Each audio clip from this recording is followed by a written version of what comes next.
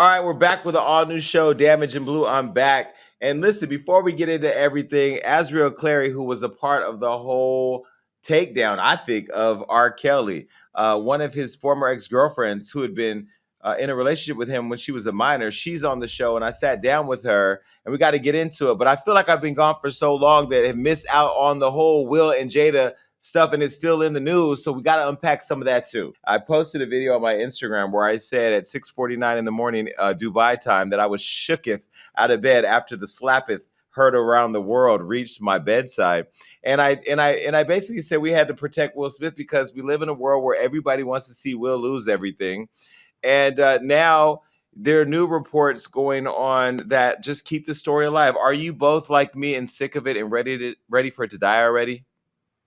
Been tired. But when you hit somebody that hard, that slap has a reverberation. You know what I'm saying? It ripples through history. You know what I'm saying? So it's going to be here for a while because that slap, as you've seen the form, how he connected, I knew after that slap, there will be ripples of conversation for weeks to come. So shout out to Will for slapping the shit out of him.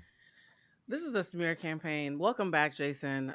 It's getting silly now. The last time I let myself talk about it was last Wednesday when we did that show. I literally have the slap fatigue. I am so tired of the slap. And I think what the slap is showing is how racist this country is. Y'all can get mad at me if you want.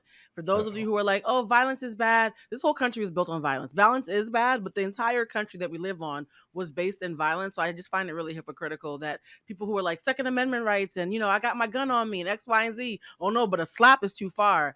The slap was inappropriate, but let's not clutch our pearls like we live in a dainty country. The country is violent, and they're making an exception. They're making an example, I should say, this black man in an academy that has looked a blind eye to rape and sexual assault and racism, but a slap is what makes you have to lose everything. I still think it's racist. I hate everything about this. Listen, let's be very clear. Will Smith will not be canceled. We're not allowing that to happen. So we could just move right along. And I think that he'll be okay. Yes, a lot of his film projects are on hold now, from what they're saying, reportedly on hold. And he's also, since the slap, resigned from the Academy, which we all know at some point he'll be welcome back and they'll celebrate him being back because that's what happens.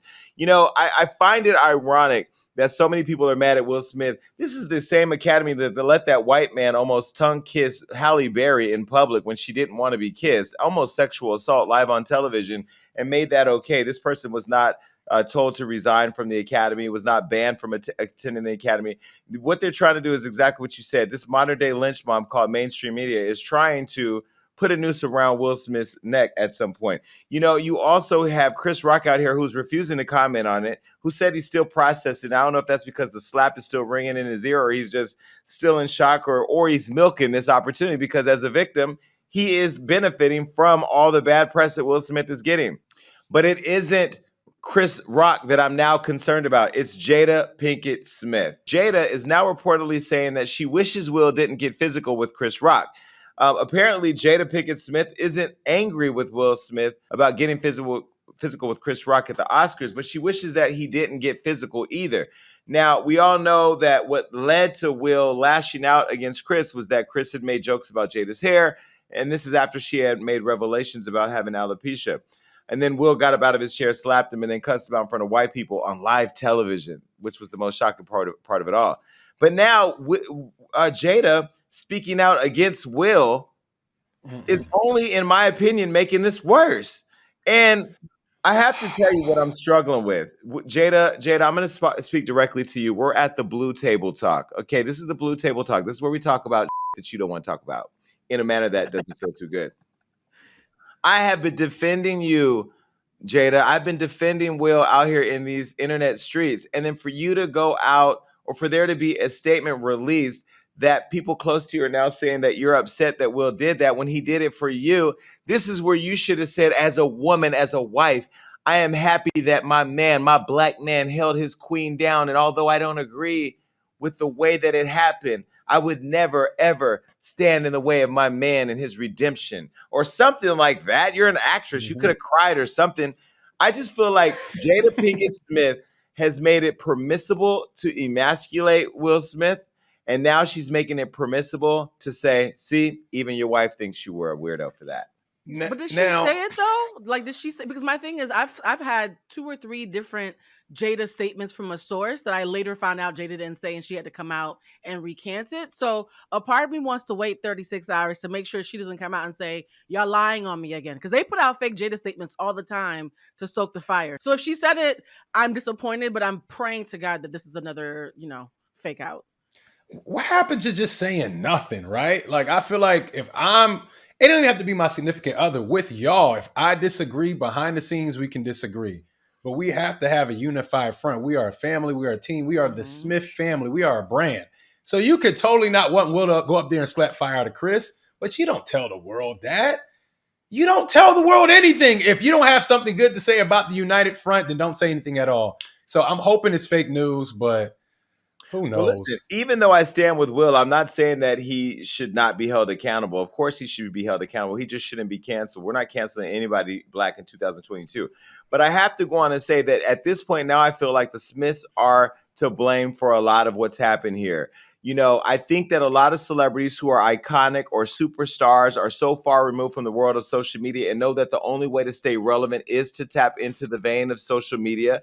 When Will Smith discovered Instagram and was creating all that amazing content, I said, oh, Will Smith is going to be a problem. He's going to be a problem in these social media streets. And Will figured out social media and he got active with it. And then when Jada launched the Red Table Talk, I was like, yo, here we go. Now she's opening up about her feelings. She's opening up about the most personal things in their lives.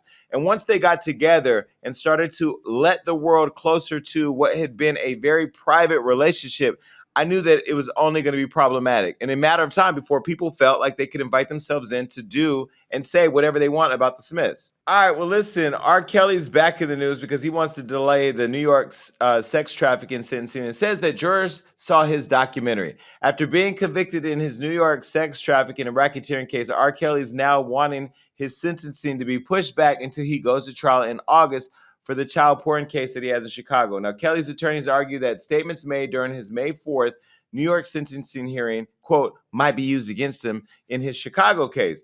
However, a U.S. district judge denied the request but did agree to push back sentencing 6 weeks later to June 16th. Now, meanwhile, Kelly also had words for his former legal team, who he claims picked numerous jurors who, quote, may have seen the Surviving R. Kelly documentary. And that was the series that chronicled the long history of abuse that he's had with women. And these were allegations made against him. Now, in a filing, he wrote, quote, at certain points during jury selection, I did hear that some jurors may have seen the Surviving R. Kelly docuseries, and that concerned me greatly. I raised my concerns with my attorneys, but they shooed me off. I was nothing more than a bystander in the process. There was no strategy involved in choosing these jurors that sat on my jury, as far as I could tell. At least there was no trial strategy that involved my input.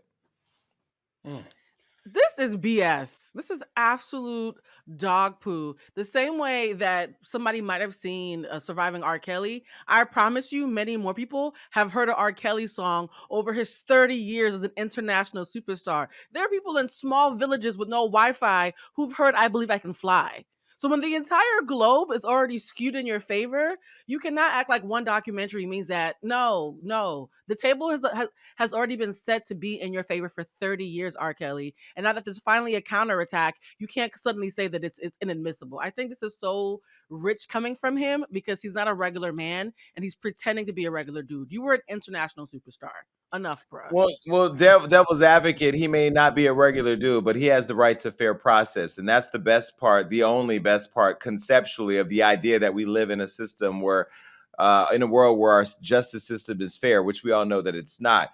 I think that when you are brought into court on charges, what your perception or the perception of you before you get there, it's something that you built, right? And if he built a good Mm-hmm. perception of him, he has the right to have that afforded to him when he goes in before a jury. They're going to determine the rest of his life and his freedoms or the lack thereof. But in this case, this is a person who had a sex tape out on VHS tape when I had a record play, the little video player, VCR. Remember Exactly. those? And so, like, we saw that tape, and we all have known for years what he has done, regardless if it got conjured up in a documentary or not. We know the whispers that have happened for years. We've seen all the interviews. And even on today's show, we're talking to a survivor who survived that experience with R. Kelly some time ago. And so, there's enough mounting evidence out here, regardless of who you get in that seat, that's going to be able to decipher the fact that you are somebody who's been with underage minors. Mm-hmm. You know how nasty you got to be for your lawyers to not even want to come up with a strategy for you. They like, we're going to take this money and you're going in, buddy. He sat down with all his lawyers like, so did they see the documentary? They was like, buddy, it don't matter if they seen it or not. You going in there. That's We'll push the hilarious. date back, but you going in, dog. We seen the documentary and we seen that nasty ass VHS back in the day. You're going in. Thank you for paying us. Peace. Now, listen, Kelly got rid of his previous legal team and hired some new lawyer named Jennifer Bonjean, who argues that he was never provided a fair trial because of the release of the documentary. And so now she's trying to find yet another attempt to be able to keep him out of trouble, or to at least delay the inevitable. But, what I don't understand is, you can delay what we know is coming. We know a guilty verdict is coming. There's no way, looking at the evidence, that you would say that he's not guilty. Now, some could say, well, they thought the same about Bill Cosby. Bill Cosby, we didn't see no tapes. We heard people's accounts of 20 years before. We heard Bill. We heard things, but we didn't see actual tapes and have living, breathing people who were saying they were his girlfriend at the time he was being charged. Remember, Azriel, who's here, she was actually R. Kelly's girlfriend when he got arrested. And, she was living in the basement or locked up or somehow taken away from her family. And so we this is very different than a Bill Cosby or some other speculatory situation that we don't know what happened. Like, we don't know if OJ killed those people. R. Kelly is still grooming girls from lockup. Like, there's a video that just went viral like 2 weeks ago of an inmate who I'm hoping has been in jail for a long time and didn't see the documentary, who has a young daughter. And R. Kelly got on the phone with the young daughter and started singing to her.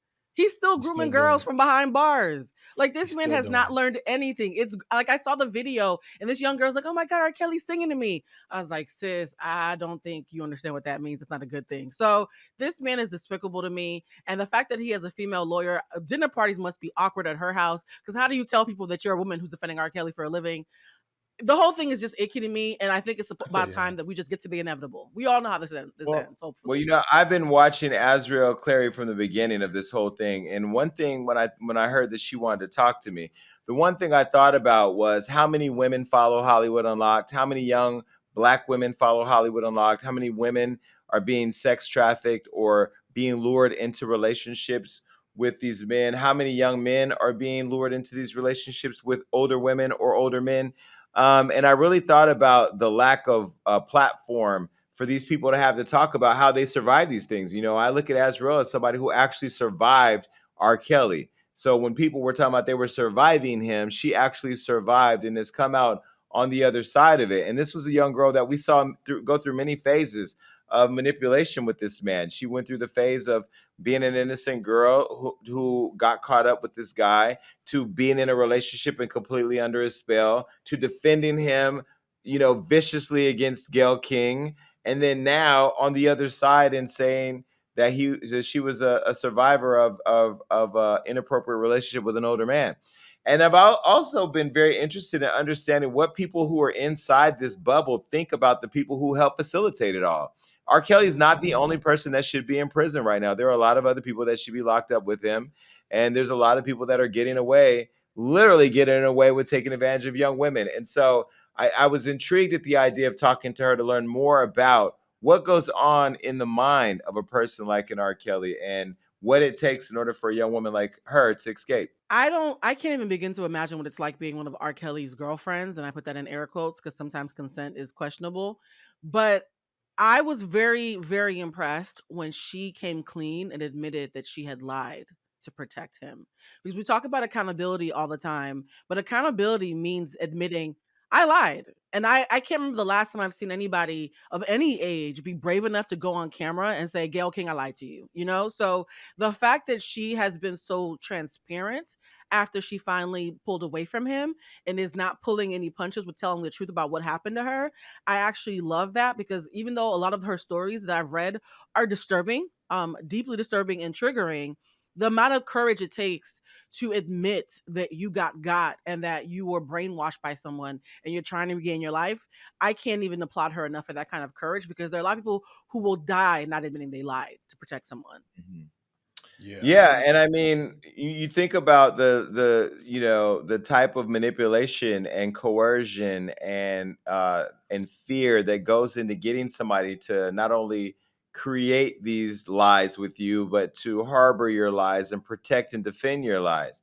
And it's I've never felt that I was vulnerable enough to anybody to be lured away from reality or lured away from my comfort zone or taken advantage of. And have I been betrayed? Yes, but to be completely taken advantage of and under that type of spell for so long by somebody has been very interesting to think about how that could even happen. And so I think it's a conversation that young women should be having with their families, and that parents should be aware of.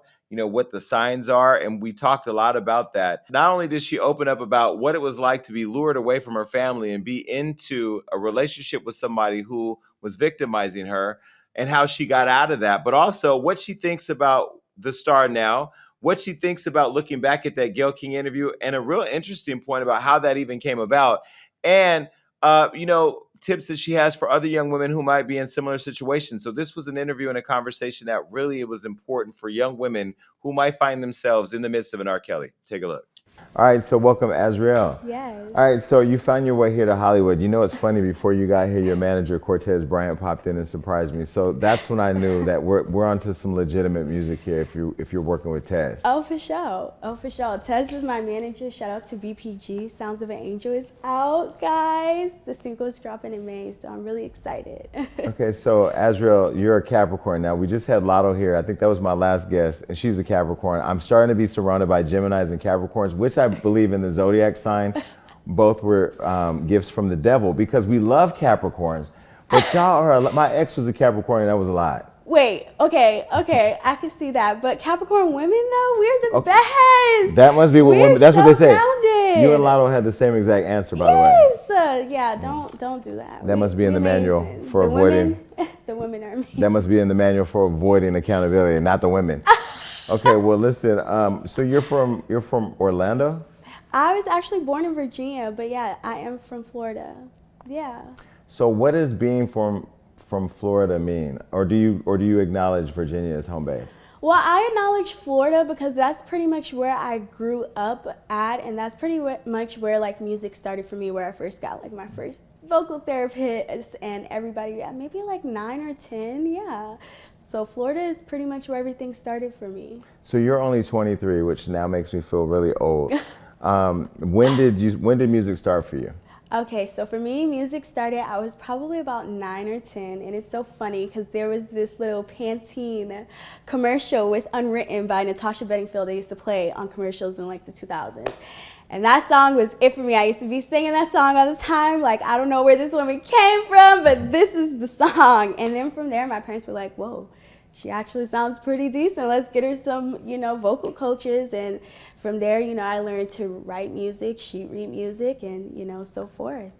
So were you your only kid? Do you have siblings? No, I have siblings. It's actually 5 of us all together. But yeah, I grew up with my sister and my brother in Florida with my parents, and yeah. So as a kid, I, of course, came to know you in the news as an adult. So I want to kind of go back and understand who you are as a person. So as a kid growing up, there were you, your 2 siblings, your parents. Yes. Your household, middle class household? Yeah. And so how were your relationships with your siblings? Were you the type that got along? Me, I always used to kill my sister's dolls and throw her toys in the toilet because they would be everywhere. And it would be annoying, and I think she would get more than me. So we were close, but it was always a side eye here and there. I feel you. Yeah, actually, I was the baby. Okay. So it was my way or the highway. Yeah, I love my siblings. I'm super, super close to them. My sister was actually there when we shot Sounds of an Angel, the visuals. Yeah, I grew up with both of my siblings super, super close. They're probably tired of me now. But no, we're definitely super close, yeah. And your mom and dad, you all were close as a family? Yes, I'm super close with all of them. Honestly, it's so crazy because every single night, Every single night, both of my parents know how to cook, by the way, but every single night we used to always have dinner together, and it's something that a lot of people don't do anymore. But As a whole family? Yes. Oh, wow. Every At single at one table? At one table, every single day. Like, that was just one of their biggest things, to always, break bread together and talk about your day and be able to express yourself. So it's crazy because now that we're all adults, like, even when it's like one of them are preparing dinner, like, we all know, okay, it's time to eat together. Like, nobody is in different rooms watching TV. Or Was that a conscious thing that mom did or dad did, or was that just the understanding of the household? I just think that because they both came from very large families, like, they were just very used to doing that and just having dinner with family. So it's just something that they kind of like did with us. And now when I'm with my friends, like, we all eat together, we cook together. It's just one of those things that just get passed down. Did that, in your opinion, was that one of the activities that made the family strong at that time? Oh, for sure. Oh, for sure. I feel like anytime you're able to spend that quality time, it's like, everybody always seems like they're in such a rush to get somewhere, but it's like when you actually have that downtime with family, it's such a blessing. It's interesting. I have a dining room table at my house. I don't really sit down and have meals at my table. Oh no, you need to get a nice decorative. Bottle of wine, get some friends. You guys cook a good meal together. Well, I'll think about it. All right, so moving on. So when did you know? So you knew early on you wanted to sing. I mean, most families, especially a family that seems as together as yours was, mom and dad both worked, right? Yes. In that time, parents want their kids to get stable jobs. Go and become a doctor, a nurse, a lawyer. Go do something that gets a check every 2 weeks. Were they supportive of your music career early on? Or you wanted to do music? Yeah, actually, I've never worked a job in my life. Wait, Lotto said the same thing. It's a Capricorn thing. Capricorn women don't work. Yeah, I don't know. My parents were like, honestly, I just never want you to have the worker's mentality that a lot of people carry, because it's very hard to break out of that. Because you get that comfort of staying in that job. Yes, just being very comfortable, and they just never wanted me to be comfortable in life. They always wanted me to go out and pursue anything that I felt like I could do, and music was something that they just made me feel like was not too big or not too far-fetched for me to be able to accomplish it. And so, they helped me pursue my music. They, helped me pay for vocal teachers to learn how to read music, write music, be able to, now book my own studio sessions, be able to write for myself and lay references for other artists. So it's like everything that they did to help me, it paid off in the long run. And so did you feel privileged to have that? Not privileged? I did, because I had a lot of friends that were working. In high school, I had so many friends that were working, and I was doing like shows and stuff like that. I was getting like $500. So I had a car in high school. So I was just like, oh, I'm sorry, I ain't got to clock it nowhere. I'm finna, relax. You feel me? But no, yeah, I just, did shows, I would write and stuff like that. And that's pretty much how I had money in high school and will be able to work. That was my work for me. And so there was only one job for you, or only one career for your whole life that you saw, and that was music. Yeah. Yes. And so you've been around the music business for a little bit. Yeah. Now that you're in it, is it everything that you thought it was going to be? I mean, in terms of seeing the business side of it, because there's the music and then there's the music business. Well, I feel like that's what I have such a great, phenomenal team for, because when it comes to me, I really just like the music side. Like, as long as I can record, and I'm such a night out when it comes to my sessions, I literally record from 11 to 4 in the morning. But I just love that I have such a creative team that handles the business side, and they keep me super tied in. But for me, I definitely would say the best part of it is knowing that I have that luxury and that freedom to stay focused on what it is that I want to do, which is create the sound and create an emotion that people can attach to and relate to. So, how would you define the sound? Which song are we talking about? Well, let's talk about the current one that you have, Sounds of an Angel. Yeah, Sounds of an Angel, for me, that sound was super sultry. It was super sexy. It was really just geared around a vibe. And even when I was creating that, I was in a completely different new headspace, and I was so happy. I was moving forward with my life. I had just moved to Atlanta, I had my own place, and I was just going through a lot of great transitions. So for me, honestly, when I was writing it, I was like, this is going to be me being happy with where I am right now and being fulfilled with where I am right now in life. We just came back from the Grammys, where we saw Jasmine Sullivan win her first 2 Grammys, which I think is long overdue. She's so I agree. underrated and an amazing vocalist.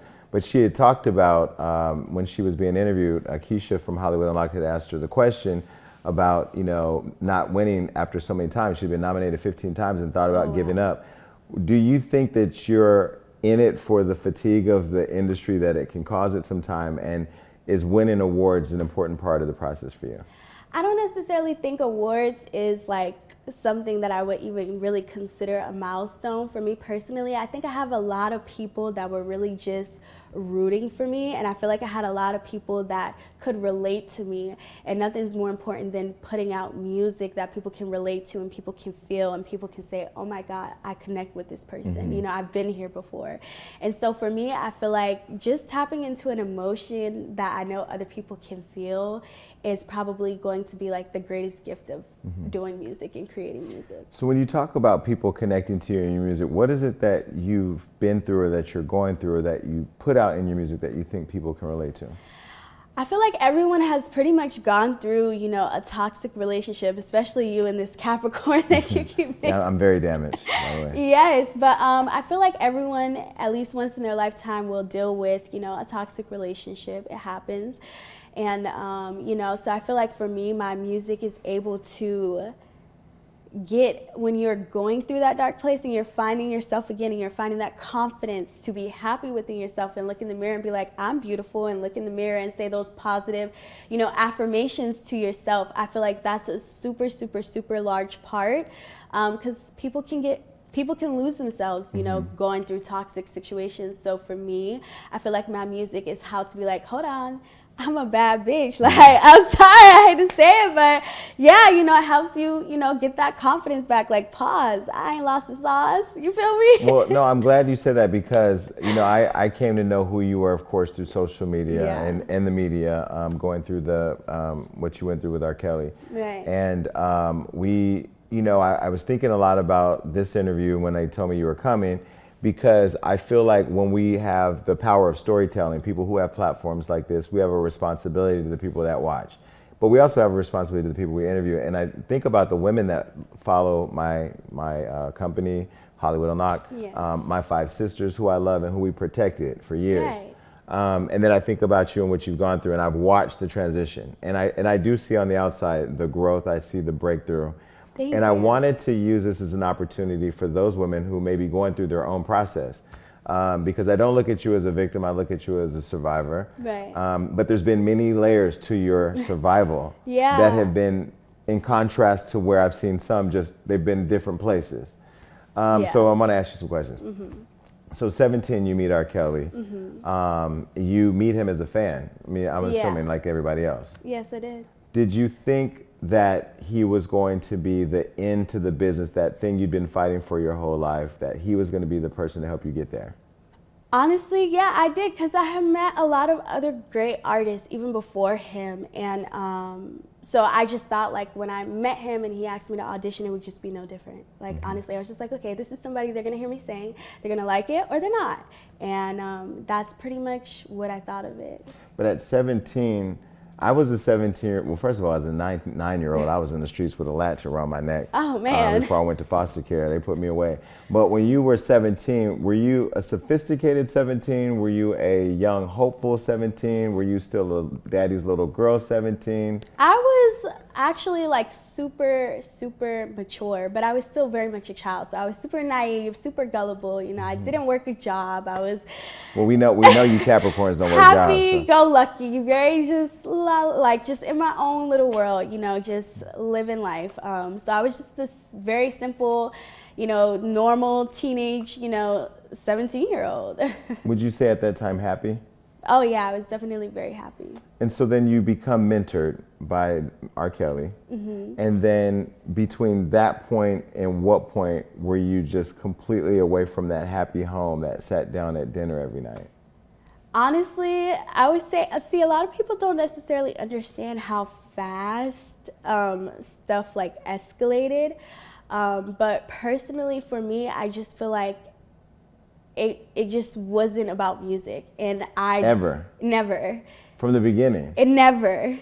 you know, even the people like his assistants and stuff, you know, they would try to redirect stuff. So it was a lot of adults that played parts and would let this person, you know like, hey, there are things that you're doing that, you know, should not be happening, like other adults letting him know.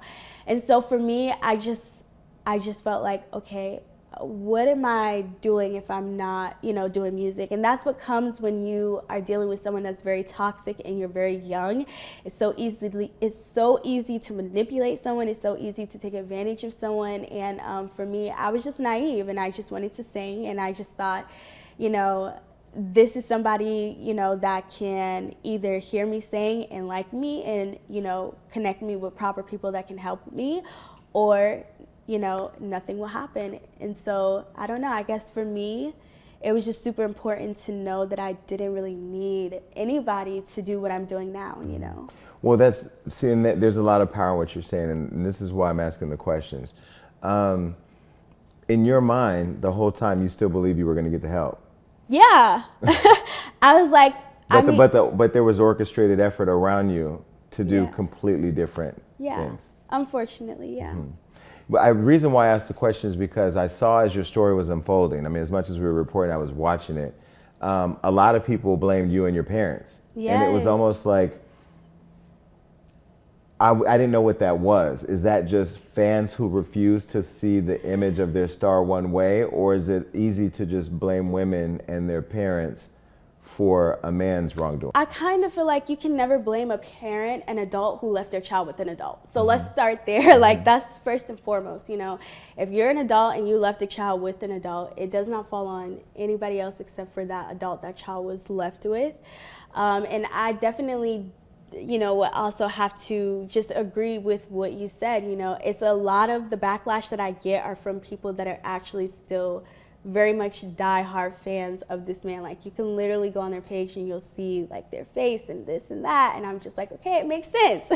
It makes sense, but it's unfortunate. It really is unfortunate, but I just feel like it's a lot of naive people who, you know, fell in love with someone's artistry and their music, and that's not even something that I can take away, but right is right and wrong is wrong. And, you know, if you're, you know, mentally ill and sick, then you should do everything that you can to fix that. And I just feel like that's just all about accountability. Even me, I had to take accountability. Like, I'm here now, but, you know, I made a lot of very careless decisions. I was very young. I was very naive. And even I have to admit to that, you know? So that's pretty much what it comes down to. So when was it a switch from them orchestrating control over you and basically lying to you and frauding you into you falling in love with them? Or did you ever fall in love? I wouldn't necessarily say I was in love, because I feel like it was a lot of manipulation to just keep me there. You know, we now all know the beauty of love, you know, gaslighting and love bombing, and, you know, how people can, you know, take advantage of somebody or just, you know, anything of that nature. So I feel like it was definitely a lot of that, just keeping people there, just manipulating the situation to keep someone there, but not necessarily love. But how did he get you to the point to where, I mean, he had you.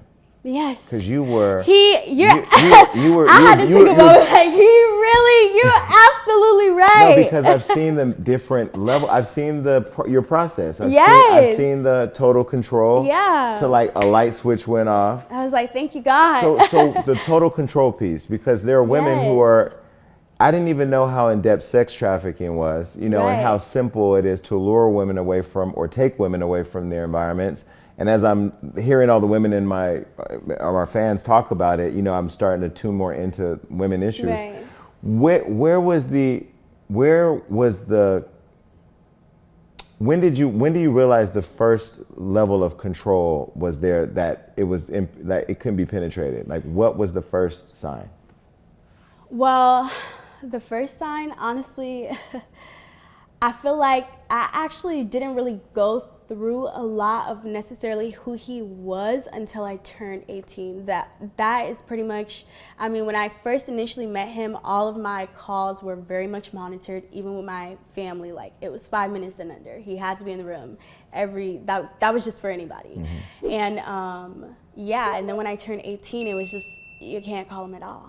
And I was just like, that's very odd, you know, but okay, because at that point, you know, I was comfortable, I was living with someone, so I was just like, okay, I didn't necessarily know where the disconnect was coming from or why someone whom felt like they hadn't been doing anything wrong would even feel like they needed to say that. So for me, it was just a lot of, okay, you know, you've been treating people like very, very terribly, and clearly this is your way of trying to control the little bit of, you know, this narrative that you do have. So for me, that's probably was like the first red flag.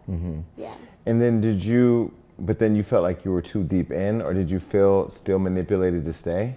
I did feel a little bit of both, because I couldn't understand where that was necessarily coming from or why I didn't necessarily or couldn't have a relationship with my parents or just call them normally. So for me, it was a little bit odd, but it wasn't like it just kind of seemed like something that he just made seem very simple. Like, oh, you know, next time you call your parents, you know, I just want to be present. You know, he just made it seem like something very simple. And then it became, okay, you actually cannot call them unless I'm here, you know. And it was, you know, I hate to say it, but it was an environment where you saw other women that were older than me that were allowing a lot of stuff. And so To happen. Yes. But what about those people? Because K. Michelle was here on the show, and she said that when this was all going down, and she didn't say you, but she said in general, like this has been a long-standing practice or whatever, or that's what she alluded to. She said that there were a lot of moms in the kitchen cooking dinner. In some situations, this wasn't clearly yours. Yeah. Do you feel like there's other people that should be in jail, like assistants or security or drivers or people who are booking hotels or travel? I mean, these people were around. I mean, honestly, I don't necessarily think, I mean, I cannot speak for anybody else. At the end of the day, I went through something toxic with one person. One person is the only person that put their hands on me. One person is the only person that did not allow me to speak with my family and so forth. So I cannot sit up here and say, oh, I want to blame this person, I want to blame that person, because then even I wouldn't be growing as a young woman if I was sitting here sitting with all that baggage and holding on to all of that. So no, I feel like the only person that, you know, took advantage of people, and even his staff, you know, fired them, treated them terribly, talked about them terribly, you know, that person is exactly where he's at, you know, sitting exactly where they are in their skin, you know, and that is the only person that I feel that should be held accountable. So where does this level of maturity come from? Because now I'm looking at you, and you sitting here looking and sounding great, happy, smiling, laughing. Where was then what was your process to get through all that to where you are now? Honestly, music and therapy. A lot of people don't know. When I left that situation in 2019, I went immediately into therapy. But this is before you beat up Jocelyn or after? Before. Because the way you drug her through that hallway, that Stop. We're not even here to talk about that. Okay. No. Honestly. Did you guys make up? No. No. I mean, yeah, no, we didn't make up, but yeah, honestly, for me, it was a lot of therapy, Jason. It was a lot of therapy, honestly. You know, music was something that really, really helped me with that also, because 2019, you couldn't even pay me to hum. I wouldn't even hum around people. And then, you know, 2020 came, and I was humming and I was singing, I was recording. Then 2021 came, and then I was really recording. I found my team, and I was just like, okay, yeah, we're getting this show on the road. We're releasing stuff. We got dates locked in. And so for me, it was really just a lot of therapy and music and keeping myself grounded and remembering who I am and, you know, where I come from, and, you know, just remembering and like relearning myself as a grown woman. And even as I sit here today, I'm still relearning myself, you know. So I just think that it was something that was so comfortable and so familiar that helped me break through and get to where I am now. So what was the breakthrough? Like, what was when you were in the midst of the demon, and there was a light, there was some switch that had to go off? What was the switch? Honestly, for me, it was just a lot of taking accountability and just a lot of forgiving myself. Like, it was so crucial that I forgave myself, and that, you know, I told my younger self, like, it is okay to make mistakes. Like, you are not the first and you will not be the last person on this earth to make, a mistake or to make something that ultimately may not have turned out the way you would have thought it would have. And for me, it was just really about growing as an adult, because as much as I can sit here and say, I was a child, I'm not a child now. And so for me, it's all about just forgiving myself and knowing that I can do whatever it is that I put my mind to. And, sitting here is living proof that I can do that. So. Well, sitting here is living proof that you have great media training, by the way. I don't know who trained you, but you're good. Shout out to Cortez. All right, so let's go back. So 5 years you guys were together. Yes. In 5 years, you were 15, right? 17 I was 17 to 22, which is really important years in a young girl's life. Yes. And so at the time, were you not going to school either, or you were out of school? Actually homeschooled, and then my senior year I was, I was in school, and then my senior year I was homeschooled, and then I was done with school after that. And then you had no 18. other friends outside of that? Nobody. So and then social media, you didn't have social media? At all. This is like my So third year with social media. Wait a minute, It's so hard. By the way, you have to tell me about. No, it just hit me as we're sitting here. So you were not around in the birth of social media like that? No. And even when I was a child and I was 14, 15, 16 doing music, my parents controlled my social media. They control my Facebook and everything. So I just never had social media until 2020. So, wow, fascinating. Yes. But so let me understand. So when you're completely cut off from the world like that, and you're not able to absorb what's going on around you, you don't know what countries are at war, you don't know the inflation, you don't know about anything in the economy, you don't know nothing about what's happening, and you have no friends to call you and dial you in. No. When they say you're living under a rock, that was like literal. So was the world for you was just waking up and that's it? Yeah, I came back and I was just like, what the hell is all this stuff that I gotta do? I gotta run this, I gotta run that, I'm like, pause, like, whoa, this is actually a lot of things. But does it feel lonely? I don't think it feels lonely because I have a great support system. No, I mean at the time. At the time, I think it was overwhelming because I was just like, I didn't know what people wanted to see from me, what people wanted to expect. But, a lot of people really just embraced me. They loved just seeing my personality shine through, which I felt was, super amazing. And I feel like a lot of people watch me heal. Like they really watch me go through my healing process. Mm-hmm. So then you come back, the light switch goes on, and but before it went all the way on, it was still a little dim when you did that Gail King interview, and I know you've taken responsibility and ownership for that, so I'm not even going to get into that. When you look back at it now, though, having taken responsibility and gone through that, who was that girl sitting there? Because that's not who's here today. Yeah. And which is a good thing, because it shows growth. But when you look back at that young lady, what do you think?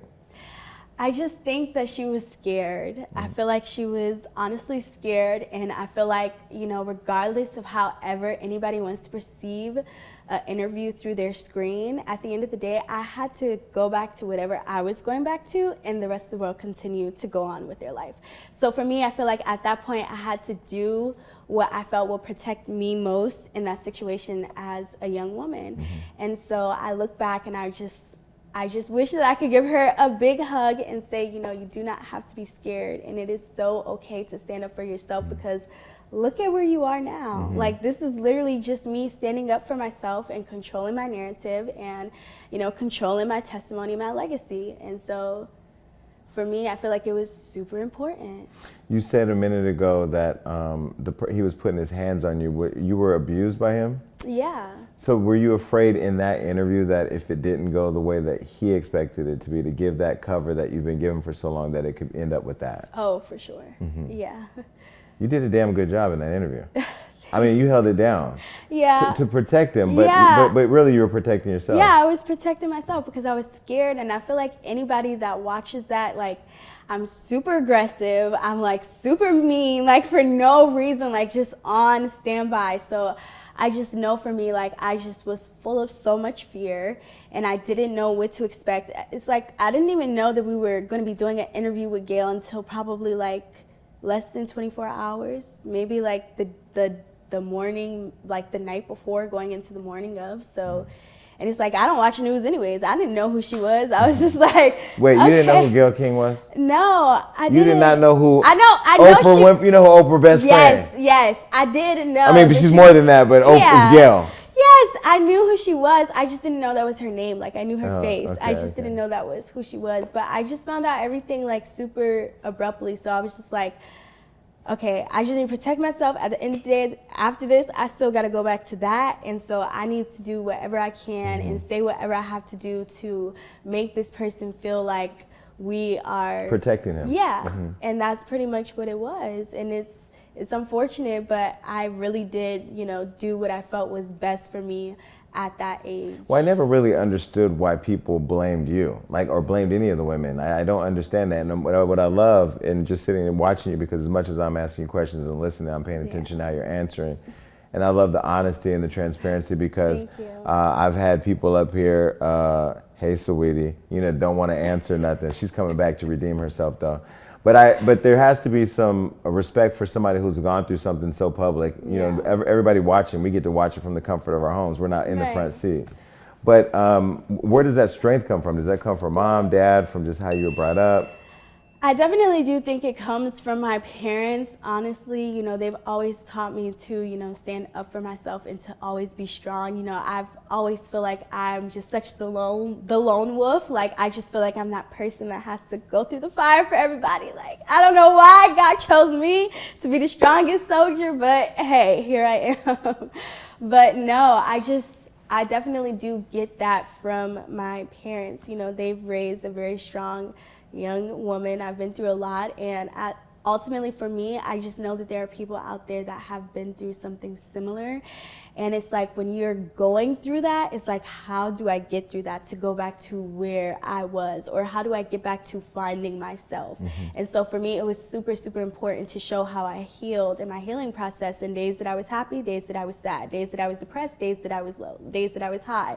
And so I just feel like doing that, it kind of helped a lot of other women be able to leave situations and just take every single day at a time and just finding things that you love. For me, my outlet was music, and being able to have that outlet, it helped me grow and have so much courage, like more than anything else, I feel like. Two more questions. One question about this, and then we'll move on. One question I want to ask you is, people who've gone through like stuff that you've gone through come out on the other side, and then they'll do an interview about projects they're working on, and they'll say, I want to talk about everything but that. And you didn't do that. You decided to be very comfortable in me asking you the questions, and I appreciate that. You didn't say, I can't ask you anything. And there's things I don't need to ask you because it's already out there. Why are you still comfortable and okay with being asked about your past? Honestly, I'm not. Let me just say, I'm not. After this, no. Don't nobody ask. No, I'm just joking.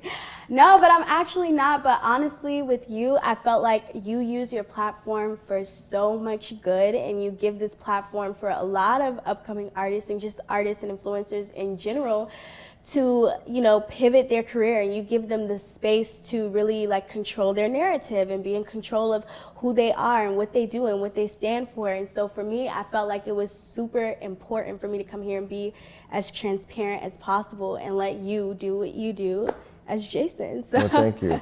No, thank you. No, I thought a lot about it because we've never been the type to try to get you. And I feel like you represent a lot of women who are getting got. And there are a lot of men that I think prey on young women who have a vision for their life and who have a passion and a talent, and then their lights get dimmed and never figure out how to flicker again, and you figured it out. And I feel like, hopefully people see you more than a headline, that they see the talent, they can get to it, and then you might see Cortez walk. I'm like, okay, y'all really must be working. Y'all put it together. Okay, so let's talk about the music. You have Sounds of an Angel. That's the first single. Now, you have an EP that you're working on. Yes. Or you already have, or is it done? It's already done. Okay. The EP is done, 5 tracks. Inside Me is the second single. I'm super excited. Assignment? Inside Me. Inside Me, okay. Yes, that's the second single. And honestly, this EP is just so fresh and so potent and so sexy. And for me, it was just really about just finding that confidence again in who Azriel is and what does she stand for. And she's just so sexy and such a badass, So for me, it was really just bringing that out in my music.